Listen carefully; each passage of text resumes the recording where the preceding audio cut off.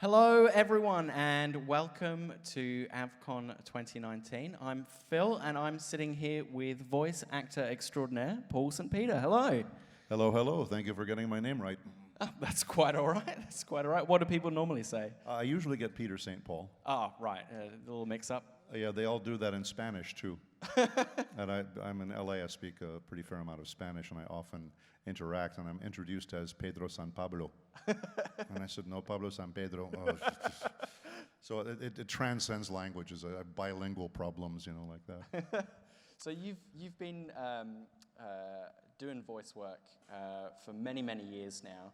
And maybe you fielded this question before, but I'm interested to know how you got your start all those years ago. I had studied as a stage actor as many different things as I could, among them accents, dialects, Shakespeare, and phonetics. And a fellow actor in voiceover heard about what I did and asked me to come to a party to read A Christmas Story. And unbeknownst to me, at that party there were producers and writers and directors of Robotech. Yeah. And this was back in the mid-'80s. And they enjoyed what I did when I read the story, but also they wanted to talk to me about voice work. And I got into that series first. It was my first one. And many of those actors I still see and work with today. Yeah. So really, in a way, and I won't say by accident, it was by someone's design, but because of all the work and preparation I did, I was able to sort of transition. So I do now on camera, stage, and voice work. Fantastic. Has the VO industry changed much since 1985? Back then, there really wasn't voice work in games. And the gigantic change that I would say, if I was going to point to one thing, of course, beyond technology, of course. Yeah. But what is available in the market now for the actors and what kind of work is out there to be done by us has grown in a gigantic way, and much of that has to do with the video games. Yeah. Which are becoming more and more sophisticated and giving us more opportunities and more challenges as actors. Yeah, there's more and more actors appearing with their own likeness as well, and being used to kind of draw big names as well. Have you ever appeared in a game where the person you're playing looks a lot like you? I've done a couple of characters, big or small characters like that, where they bring it up for me and say, okay, here's your character. And I go, okay, is that why you picked me? Yeah, and everything from the beard on down, that sort of thing. I said, no, we knew you would be right for this, but the fact that he's a German and you look German helps a lot. So in the game AVCon, where I played Dr. Heinrich, no, I'm sorry, Dr. Heinrich. In this case, it was another series where I played Dr. Reichwein. That's why I was Dr. Heinrich in this one. And so, yeah, they picked a very, very German character for me, and I look very German sometimes. Right. So, yeah. So you mentioned that the tech side of the VO industry had changed as well. Do you have any insights in the big developments in the actual recording side of things? Well, what has happened, when I began, it was video, and there was no Pro Tools. And they didn't have the way to cue us now, which was called the beeps, So we had to do things in a very cowboy fashion. We had to really tear into things. And the cues were set up based on the minute, the second, and the frame. Right. And so 30 frames per second, you had to start on one of those frames per second. And we all at that time got very, very sharp and precise. Yeah. We had to be. Later on, when they brought in the beeps, where you just speak on the imaginary fourth beep, that was easy for me. Yeah. So now I'm spoiled, The way the tech side has changed in terms of things like Pro Tools, and now with the CGI, and in games, for instance, where they train a camera on us and actually animate our jaw movements and things like that. If you look very careful at Zemnis, sometimes when he has a moment where Zemnis doesn't smile very often, not a big toothy smile, but I have a tooth on this side that's a little crooked, and if you look at Zemnis, when you see that, there's a little bit of a crooked tooth there. Oh, wow. I was surprised when I saw that. I went, hey, they really did that, When we first did it, the mouths would move very awkwardly, and now they actually, the facial movements, everything's better, and they now have the cameras, and it's fairly recently that they've been doing that, Yeah. So we can talk a little bit about Zemnis. I'm sure it's something you get asked about quite a lot. Quite.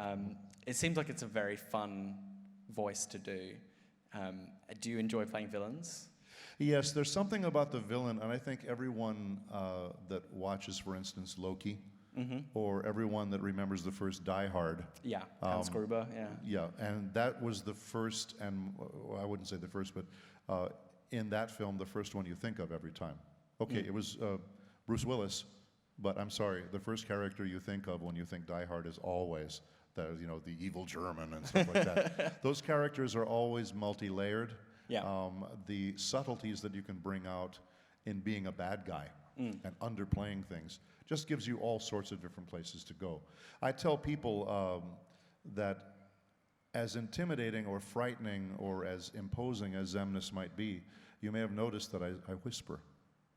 I said, I'm the leader of Organization 13. I don't have to raise my voice. Yeah, that's right. It's much more threatening. There's really a lot more menacing in the underplaying of it, you know, because everybody knows what I'm capable of doing, and yet I pull it back. And so there's that sense where the tension is starting to build and what's going to happen, that's where all the fun comes from. Are you at all villainous yourself? Oh, in many ways, yeah. Are you going to share any of those with us? Well, no, I get away with it because nobody's watching. Okay, yeah, fair enough. So, because, if I admit it, who knows, I might get caught. So you've played many, many characters over the years. Is there any that really stick out to you as really memorable that you were excited to do? Well, characters, for instance, Zemnis, that's, kind of a marquee role for me. Yeah.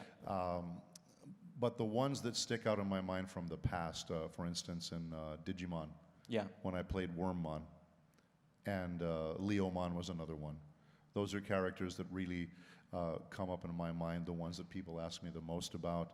My first series, which was Robotech, where I did Zor Prime, that was a tragic character that thought of himself as a good guy, but didn't realize he was brainwashed and all this other stuff. Yeah. So a very tragic character.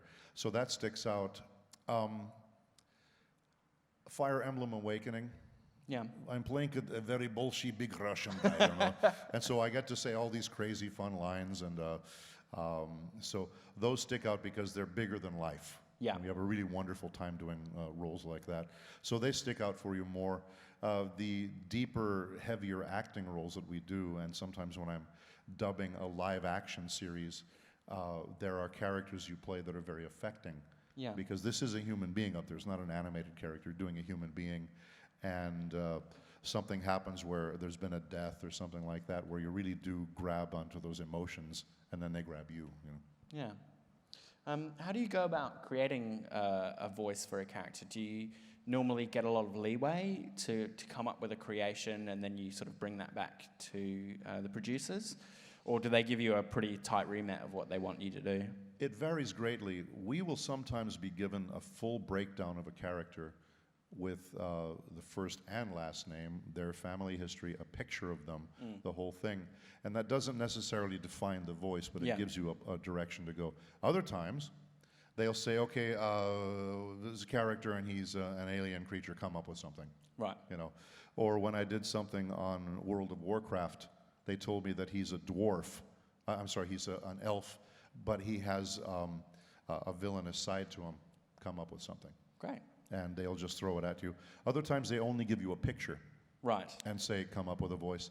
Now, you draw many different clues, though. For instance, they might only have the picture, but I see what the dialogue is. Yeah. And so that leads me, is this a nice person? Is it a bad person? Is it an obnoxious person? So you get many different, I should say, I hope you get many different cues. And they will say what they're after. And then there are those situations where Kurama, the nine-tailed fox, where when I was cast, they said, we want you to do that voice. Right. All of the studios where I work understand what I do. Yeah. And when the client says, we'd like that guy that did blah, blah, blah, bring him in, and they don't know my name, they say, bring him in, we want that voice. Voice, yeah. When I walk in, they say, do that voice, I know what they mean, And I'm ready all the time, And I love doing that. I love doing that character. That was a case where I just have that. It's one of my, what I call a stock voice. It's ready to go. Yeah. So that voice there is it's quite gravelly. There's maybe a touch of like constriction or something in there. Do you worry about or have to worry about your vocal health at all, or do training in between roles? As my training as a teacher and as a speech teacher especially, and my training as a singer, these things have all allowed me to create techniques that make it possible for me to do a voice like that for about 4 to 5 hours. Oh, that's amazing. I try to tell them don't do it 2 days in a row. I can. But it's not good for your voice. No. It's just because of my technical training, I'm able to make it work and put a lot of air underneath it. So I can do that voice on and on and on, that sort of thing. And yes, give me a day off in between, but I can get away with it. I tell people very, very strictly when I'm talking in my voice maker panels and when I'm as a teacher, I will tell them, do not do that. You don't know how to do it and get away with it. Some people, oh, it sounds easy, and then they do what amounts to one of those heavy metal rock voices. Yeah. And within 5 minutes, there's blood coming out of their ears. They just trash themselves. Yeah. And I tell them, don't. I know how to do this and get away with it. Do not do it. Do you have any horror stories where you damaged your voice or lost your voice, pushed it too far? Not so much from working, although that's happened. In the days where I was looping films, and they are all day sessions, sometimes 9, 10, and one time I did a session that was on a union job where we went from regular time to time and a half to golden time. So you're getting paid double when you get to golden time. And it's the end of the day, you're tired anyway, and now they want the screaming and the yelling. Right. And then you do 5 takes of the screaming and the yelling because you have 8 people in the booth and you have to account for 400 on the screen. Yeah. So you do one take after another, they mix it all together, and they want screaming. And wow, you walk away going, the worst thing I ever did to my voice though was I was at a football game. Oh, right. And went crazy. The game was insane. We had a great time. It was all wild and all that. And that was the one time in my entire life as a person at a game or as a professional doing voiceover where I felt the damage or the fatigue for a full week. Wow. Okay. Normally it's a day or 2 and I'm fine. Yeah. And most of the time the following day I can work too. Yeah. But that, something I did was a little bit too much. So now I just clap loud. That was my reaction to doing that to myself. Yeah. My last question is to do with your relationship with your fans. So, having been in the voice industry for such a long time and having voiced so many characters, there must be a lot of different ways people kind of come to your work. I was looking through your work, and I grew up playing Dynasty Warriors with a friend of mine. It's a very dear memory of my childhood. And you played Yuan Shao, I believe. Yuan Shao. Yeah. So do you ever have, you ever surprised by the things that people connect with you about, or pleasantly surprised maybe? Well, generally speaking, it's a very pleasant surprise because they will bring up, for instance, something I did a long time ago that I don't hear about very often. Yeah. And I'll say, oh, wow, thank you. You know, I did the Count of Monte Cristo. And once in a great while, somebody comes up and asks me questions about that. And I enjoyed the series so much, and I think it's very underrated and underappreciated. Yeah. Those who become familiar with it like it a lot, but there's like, oh, I wouldn't have thought of this, or right offhand, but you were in that, weren't you? And that's a great surprise. I like it when they come up and ask me about shows that I did a long time ago. Yeah. But I also like it when they come up and it's something that I've just begun doing and they enjoy it, and are there more coming? You know? And I can tell them, for instance, with when we were doing Naruto and we hit, 700 episodes. Yeah. I would have done, let's say, 5 episodes in one session, and it's 2 weeks later, and I can say, I can't tell you anything about the episodes, but I can tell you there is more coming. Right, You know, that's the best I can do for them. Same with Boruto. Yeah. Doing Kurama, I've done a little bit more in Boruto, but I can't tell about the content or anything like that. But I am at least able to tell them, I know there's more such and such coming, and I will be in it. Great. But it's always great to have them recognize that, and especially when it's something that they watched a couple of decades ago as children. Yeah. And tell me what a big difference it made and how much they like it. Sure. Actually, one last thing before you go. I know you've got a pirate panel coming up here at AVCon. Do you want to tell us a little bit about that? Yes, I'm going to be talking about the pirate lingo and history, and I'll be telling things like where the term "shiver me timbers" came from, and about the flogging with the literally the nine tails, yeah. with the cat o' nine tails. But also other little stories, and then I'm going to have a pirate competition. Oh. Where everyone gets a chance to do the other part of it. It's called Pirate Curses, but it's actually curses and insults. Yeah. And I'll be matching people up against each other to sound piratical, Yes. convincing, and be understandable. And by vote of the audience, because a pirate ship was a democracy, Yes. by vote of the audience and by applause, we'll choose the best, most piratical person, and prizes will be given out. Fantastic. Looking forward to it. It's a lot of fun. People have a great time. And once they let their inner pirate out, they really enjoy it a lot. You know, And I think everyone's got an inner pirate. There's Yeah. even Captain Morgan or the rest of us. Thank you very much, Paul. Thank you, Phil. Enjoy the weekend. Thank you so much, and I'll see you around. Thanks.